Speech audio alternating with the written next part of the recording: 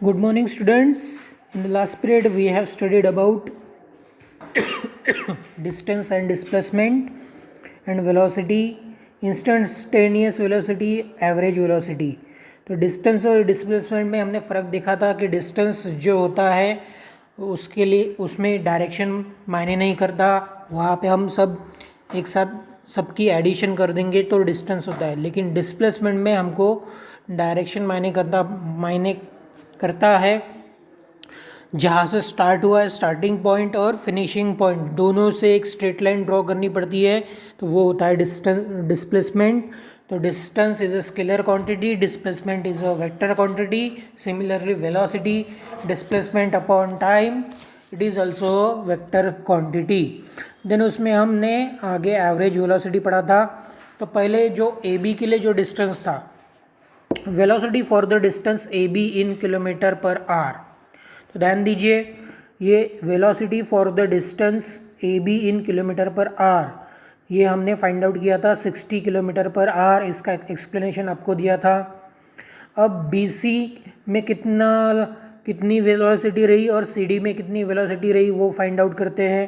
तो हमारा वेलोसिटी का फॉर्मूला तो आपको पता है, डिस्प्लेसमेंट अपॉन टोटल टाइम। तो उस हिसाब से कैलकुलेट करेंगे। ध्यान दीजिए स्टूडेंट्स, अब देखिए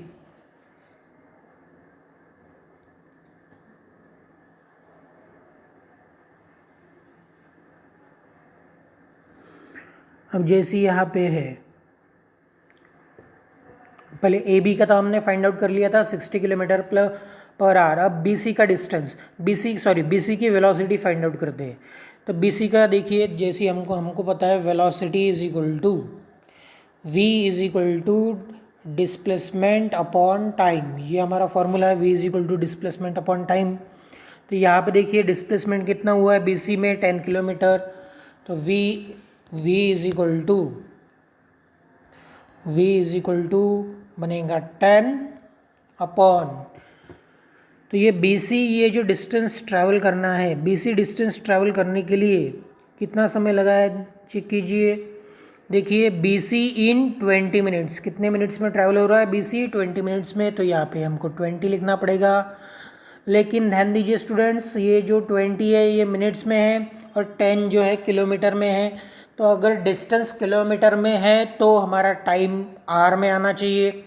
तो आर में आने के लिए ये 20 मिनट्स है, इसको आर में कन्वर्ट करने के लिए हमको 3 से मल्टीप्लाई करना पड़ेगा। अगर नीचे 3 से मल्टीप्लाई करेंगे तो ऊपर भी 3 से मल्टीप्लाई करना पड़ेगा। तो ये बनेगा 30 अपॉन 60, और 60 ये हो गए मिनट। 60 क्या हो गए? मिनट हो गए। तो 30 अपॉन 60 मिनट हो गए। तो 30 अपॉन 60 मिनट हो गए। तो ध्यान दीजिए 30 अपॉन 60,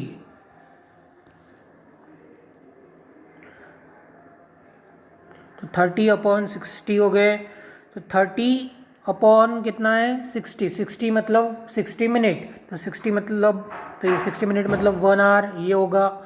तो that is 30 upon 1, that is 30 kilometre per our. ये उसकी वेलोसिटी हो गई है बीसी के लिए। तो बीसी के लिए वेलोसिटी कितनी हो गई है? बीसी के लिए वेलोसिटी हो गई है 30 kilometre per our. Remember that कि बीसी के लिए वेलोसिटी कितनी है? 30 किलोमीटर पर आवर। ये बीसी के लिए वेलोसिटी है। अब हम फाइंड आउट करेंगे सीडी के लिए कितनी वेलोसिटी होती है। तो सीडी का डिस्टेंस देखिए कितना है? 20 किलोमीटर। और ट्रैवल करने के लिए कितना टाइम ले रहा है? ट्रैवल करने के लिए 30 मिनट टाइम ले रहा है। तो 20 किलोमीटर अपॉन कितना मिनट? 30 मिनट, ऐसा है। इसकी हमको वेलोसिटी निकालनी है। तो वेलोसिटी इज इक्वल टू, ध्यान दीजिए ये 20 एज इट इज़ रहेगा, 30 को आर में कन्वर्ट करना है। तो हमको पता है 1 hour is equal to 60 minute होता है। तो 30 मिनट को 60 मिनट में मैं कन्वर्ट करने के लिए 30 इंटू 2 करना पड़ेगा, दैट इज़ 60 मिनट हो जाएंगे। तो यहाँ पे भी 2, ऊपर में भी 2 से मल्टीप्लाई करना पड़ेगा। तो v इज इक्वल टू, ये बनेगा 40 अपॉन 60, ऐसा बन जाएगा। 40/60 ऐसा बनेगा। तो जैसे ही 40/60 बन गया, जैसे ही 40/60 बन गया तो v इज इक्वल टू 40/60 ऐसा आ गया।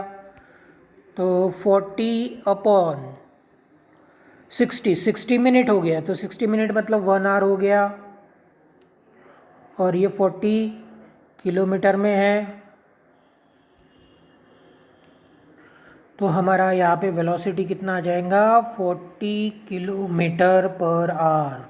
वेलोसिटी कितना होगा, 40 किलोमीटर पर आवर, ऐसी वेलोसिटी आ जाएंगी। तो ध्यान दीजिए स्टूडेंट्स, अभी वही बता रहा हूँ आपको, ध्यान दीजिए, अच्छे से सुनिए।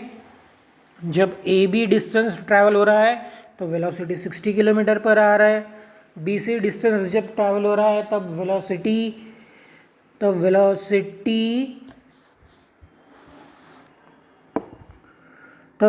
30 किलोमीटर पर आवर है। और जब सी डी डिस्टेंस जब ट्रैवल हो रहा है तब वेलोसिटी 40 किलोमीटर पर आवर है। अभी हमको पढ़ना है नेक्स्ट टॉपिक, एक्सेलरेशन। तो एक्सेलरेशन होता क्या है, change in velocity upon time taken for change. What is acceleration, change in velocity upon time taken for change. तो वेलोसिटी में कितना चेंज हुआ है और वेलोसिटी में चेंज होने के लिए कितना टाइम लगा है, उसको हम कहते हैं acceleration. Acceleration is equal to change in velocity, velocity में कितना चेंज आया और उसको डिवाइड करने का वेलोसिटी में चेंज होने के लिए कितना टाइम लगा।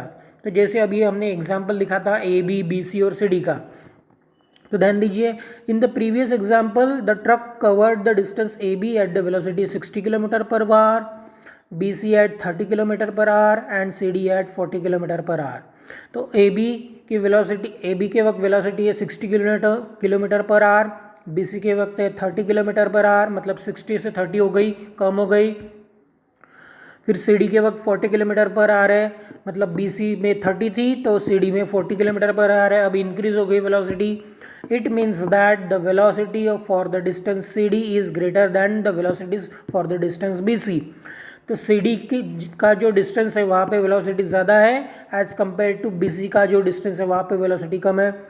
From the number of second required for this change in velocity to take place, from the number of seconds required for this change in velocity to take place, the change in velocity per second can be deduced. This is called acceleration. तो change in velocity, velocity को change होने के लिए कितना time लगा, इससे हम acceleration find out कर सकते हैं। वेलोसिटी को चेंज होने के लिए कितने टाइम लगा ये हमारे पास पता है, मतलब कितनी वेलोसिटी चेंज, वेलोसिटी में कितना चेंज हुआ है और वेलोसिटी को चेंज करने के लिए कितने सेकेंड में, कितना सेकेंड कितना टाइम लगा ये भी हमको पता है, तो हम एक्सेलरेशन फाइंड आउट कर सकते हैं। तो कैसे कर सकते हैं, तो हमारे पास ये फॉर्मूला है, ध्यान दीजिए, हमारे पास ये फॉर्मूला है। कौन सा फॉर्मूला है, ये एक्सेलरेशन वाला फॉर्मूला है।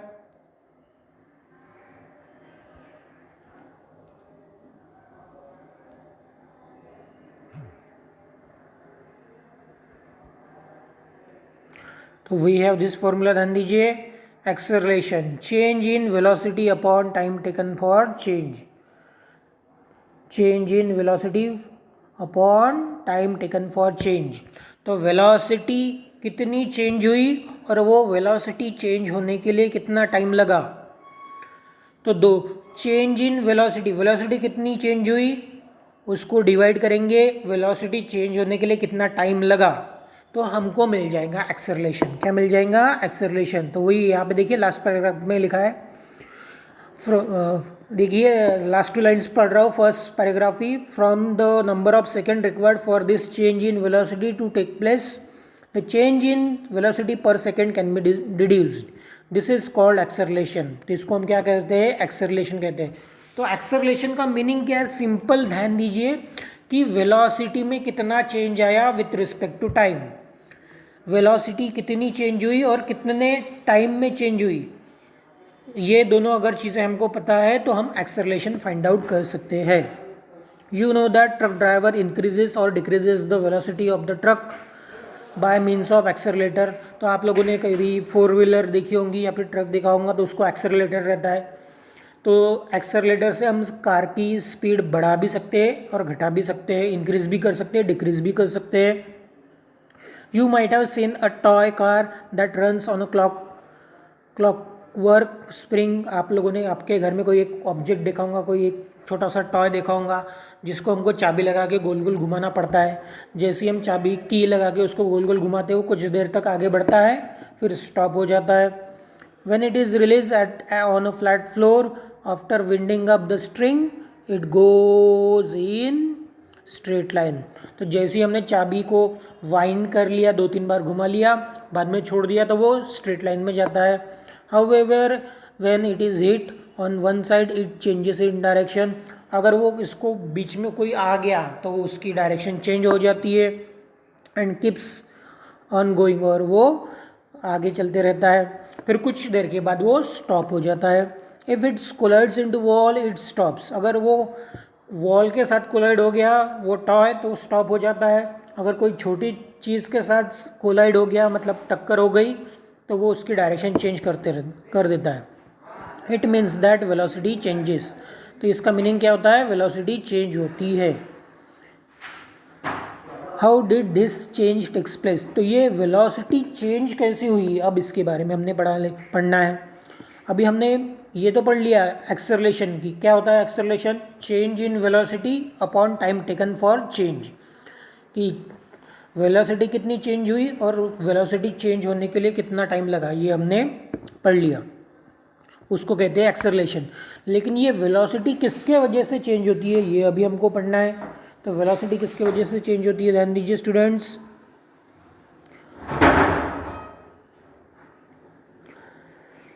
It happens because the car come in, देखिए क्या बोला गया है, it however when it hit on one side it changes the direction and keeps going. If it collides into wall it stops. It means that velocity changes. How did this change takes place? It happens because the car comes into contact with the something external to it. मतलब कोई toy है, इस यहाँ पे toy का example car लिया गया है। कोई भी टॉय है उसकी हमने की लगा के वाइंडिंग करके हमने उसको छोड़ दिया तो वो आगे बढ़ते रहता है। उसको कोई छोटी सी चीज़ लग गई तो वो डायरेक्शन चेंज करता है। अगर बीच में वॉल आ गया तो वो वहीं पे स्टॉप हो जाता है। तो ये किसके वजह से होता है? जैसे बीच में कोई वॉल आ गई तो वहीं पे स्टॉप हो जाता है। तो वो स्टॉप हो गया मतलब उसकी वेलोसिटी में चेंज आ गया। वेलोसिटी में चेंज क्यों आ गया? बिकॉज जैसे अभी हमने एग्जाम्पल लिया है टॉय कार का, किसका एग्जाम्पल लिया है? टॉय कार का, इसका एग्जाम्पल लिया है। तो ये जैसे आगे बढ़ते जाएगा तो जैसी कार कोलाइड होती है, टक्कर होती है वॉल के साथ, तो क्या होता है कि वॉल ये कार के ऊपर कुछ एक्सटर्नल फोर्स अप्लाई करती है। वॉल ये कार के ऊपर क्या करती है? कुछ एक्सटर्नल फोर्स अप्लाई करती है जिसके वजह से जो वेलोसिटी है कार की डिक्रीज हो जाती है। तो ये एक्सटर्नल फोर्स कहाँ से आया है? वॉल से मिला है। अब दूसरा एग्जांपल लेते हैं। On football ground how does the direction of the ball moving in a straight line change. जब हम फुटबॉल खेलते रहते हैं तो बॉल की डायरेक्शन कैसी चेंज होती रहती है? जैसे आप लोग घर में या फिर आप किसी ग्राउंड में फुटबॉल खेल रहे हैं तो वन प्लेयर आता है, किक करता है तो बॉल एक डायरेक्शन में जाता है, फिर दूसरा प्लेयर उसको चेस्ट से रोकता है। किससे रोकता है? चेस्ट से रोक देता है, स्टॉप कर देता है। तो चेस्ट से रोक दिया मतलब वेलोसिटी कम हो गई उसकी, मतलब लेकिन किसने किया? प्लेयर ने किया, with the help of chest. मतलब प्लेयर ने फोर्स लगाया। किसने फोर्स लगाया? प्लेयर ने फोर्स लगाया। We see some player changing its direction by kicking it. तो हम देखते हैं कि जब फुटबॉल खेलते रहते हैं तो फुटबॉल इधर उधर आगे उस फुटबॉल की डायरेक्शन चेंज होती रहती है। कैसे? तो by kicking it, by kicking, उसको किक करते जाओ उसकी डायरेक्शन चेंज हो जाती है। तो लेकिन किक करने के लिए प्लेयर को क्या लगाना पड़ेगा? किक करने के लिए प्लेयर को फोर्स अप्लाई करना पड़ेगा।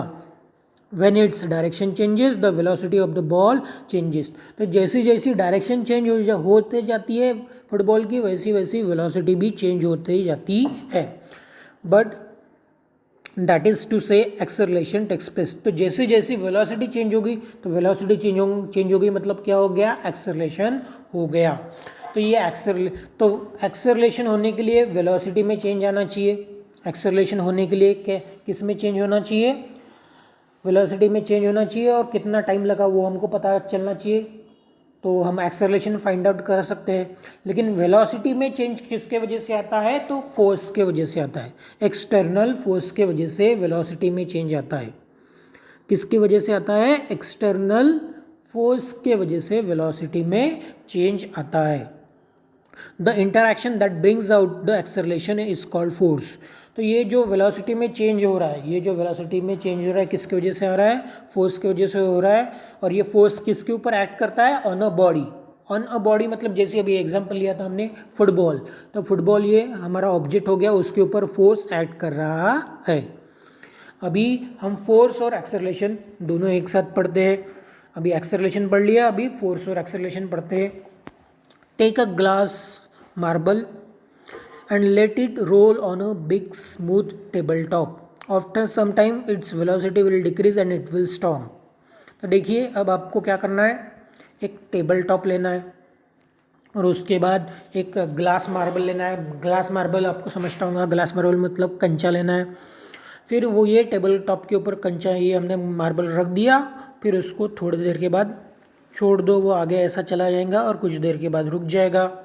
कुछ देर के बाद क्या होगा, रुक जाएगा। सिमिलरली और एक एग्जांपल दिया है, कैरम बोर्ड का दिया है। किसका दिया है, कैरम बोर्ड का। तो जैसे ही आप एक कॉइन रखी है और एक स्ट्राइकर रखा है और एक कॉइन रखी है, तो जैसे ही हम स्ट्राइकर से with the help of our finger striker से कॉइन को हिट करते हैं, with the help of striker हम कॉइन को हिट करते हैं, तो जैसे ही कॉइन स्ट्राइकर कॉइन को हिट होता है तो कॉइन ये आगे इधर उधर आगे इधर उधर चला जाता है और कुछ देर के बाद रुक जाता है। तो कुछ देर के बाद रुक जाता है, क्यों रुक जाता है, ऐसा क्यों होता है, ध्यान दीजिए। On a carrom board to the carrom coin push by striker will move forward for some distance and then come to stop if the coin is push by applying. ठीक है, तो जैसे अभी मैंने आपको बता दिया स्टूडेंट्स, जैसा ये स्ट्राइकर है, स्ट्राइकर से हमने कॉइन को हिट किया तो कॉइन कुछ देर तक मूव होते रहता है और उसके बाद स्टॉप होते जाता है।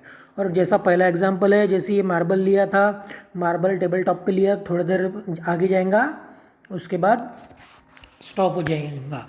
तो ये स्टॉप क्यों हो जाते हैं, तो बिकॉज ये जो टेबल टॉप है और ये जो टेबल टॉप है और ये जो ग्लास मार्बल है, इनके बीच में क्या होता है, फ्रिक्शन होता है। क्या होता है, फ्रिक्शन होता है। सिमिलरली ये जो है हमारा कैरम बोर्ड, तो ये जो कॉइन है और ये कैरम बोर्ड, ये जो है इसके बीच में होता है फ्रिक्शन। क्या होता है, फ्रिक्शन। तो ये फ्रिक्शन के वजह से कॉइन की वेलोसिटी कम हो जाती है और थोड़ी कम हो जाती है, थोड़ी कम हो जाती है और इतनी कम हो जाती है कि एक बार कॉइन की वेलोसिटी ज़ीरो हो जाएंगी। जैसे ही कॉइन की वेलोसिटी ज़ीरो हो जाएंगी, कॉइन स्टॉप होगा।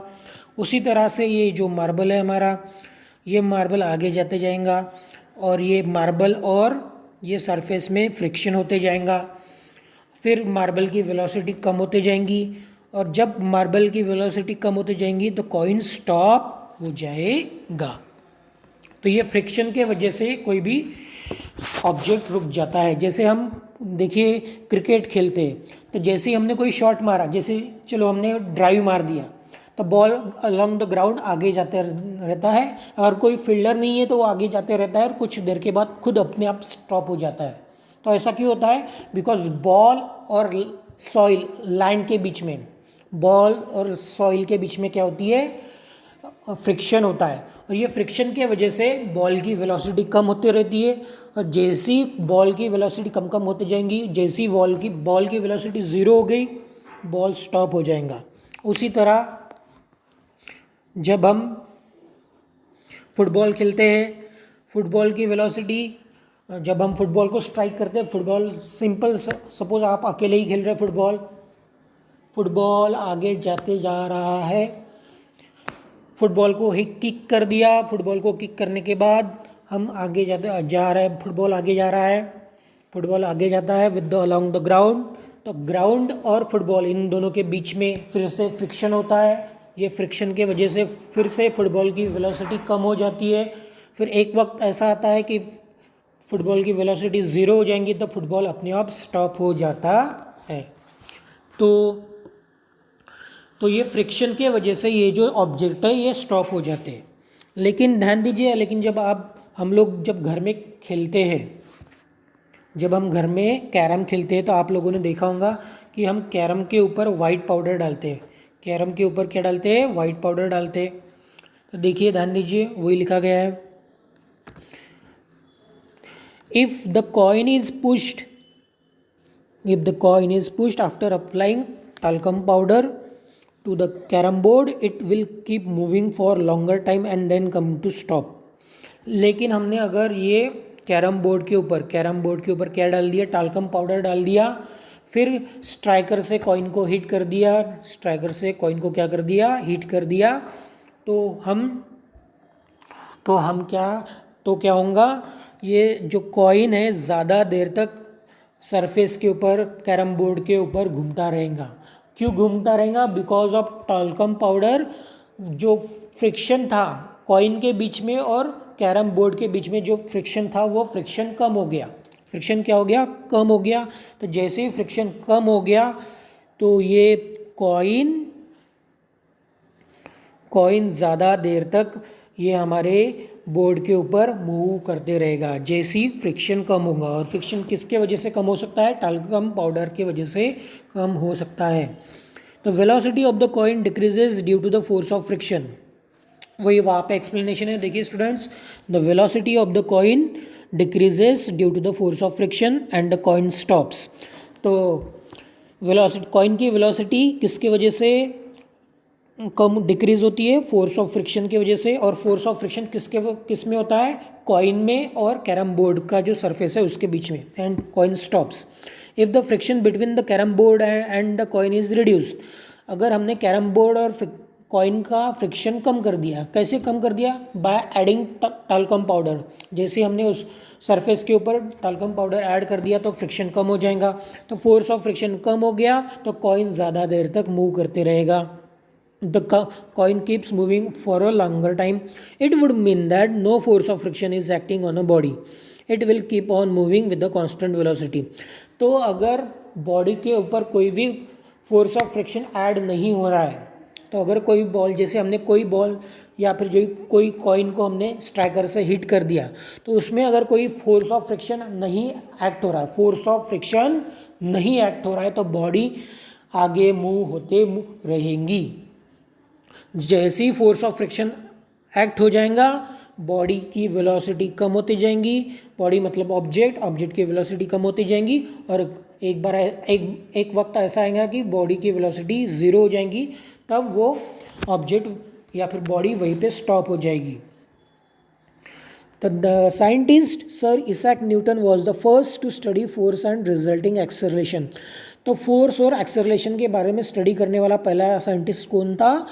Sir Isaac Newton. ध्यान दीजिए, ये वेरी इंपॉर्टेंट है। इसैक न्यूटन आपको नेक्स्ट ईयर स्टडी में बहुत बार आएगा, 8, 9, 10 में हमेशा आते रहेंगे न्यूटन के लॉज। तो फोर्स और एक्सेलरेशन के बारे में स्टडी करने वाला कौन है? इसैक न्यूटन है। कौन है? इसैक न्यूटन है। The force and acceleration was first studied by sir Isaac Newton. If the no force is acting on a body, its velocity does not change.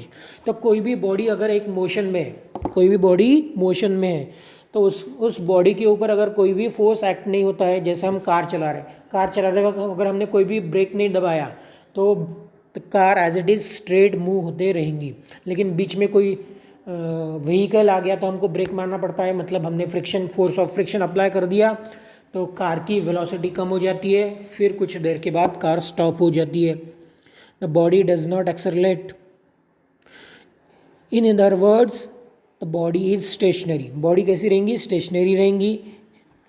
तो अगर बॉडी स्टेशनरी है मतलब body एक stationery है, मतलब suppose अब ये दूसरा एग्जांपल है कि कोई भी एक ऑब्जेक्ट लिया हमने, जैसे हमने ले लिया, जैसे मैं बोल रहा हूँ मेरे पास है डस्टर, मैंने डस्टर रखा एक जगह टेबल पे रख दिया, तो वो डस्टर टेबल पे एज इट इज़ तब तक रहेगा जब तक उसके ऊपर हम कोई फोर्स अप्लाई नहीं करते हैं। वो डस्टर उसी टेबल के ऊपर एज इट इज़ वही के वही जैसा का वैसा रहेगा जब तक उसके ऊपर हम कोई फोर्स अप्लाई नहीं करते हैं। जैसे आपके घर में कोई चीज़ है, जैसे आपके घर में सपोज आपके घर में आप जैसे आप पढ़ाई कर रहे हैं, आपके बुक घर में बुक है, टेक्स्ट बुक है, आपने आपके घर में टेबल के ऊपर टेक्स्ट बुक रख दी, तो वो एज इट इज़ जैसे कि वैसे ही रहेंगी वहीं पे जब तक उसके ऊपर आप कोई फोर्स या फिर एक्सटर्नल फोर्स अप्लाई नहीं होता है। बाहर से कोई फोर्स अप्लाई नहीं होगा या फिर आप उसको खुद फोर्स लगा के उठा के एक जगह से दूसरी जगह नहीं रखेंगे, तब तक वो टेक्स्ट बुक या फिर बुक वही के वही रहेंगी। इसका मतलब क्या है? तो न्यूटन फर्स्ट लॉ क्या कहता है? तो अगर बॉडी मोशन में है तो मोशन में ही रहेंगी जब तक उसके ऊपर फोर्स अप्लाई नहीं होता है, या फिर बॉडी अगर स्टेशनरी है, स्टेबल है, एक ही जगह है, तो वो स्टेबल ही रहेंगी जब तक उसके ऊपर फोर्स अप्लाई नहीं किया जाता है। ध्यान दीजिए, दो चीज़ें हैं।